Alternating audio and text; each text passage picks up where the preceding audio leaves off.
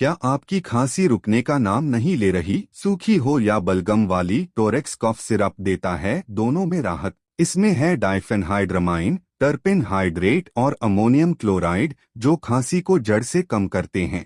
यह खांसी को शांत करता है और आपको आरामदायक नींद देता है। इसे पीने के बाद नींद आ सकती है, इसलिए गाड़ी न चलाएं।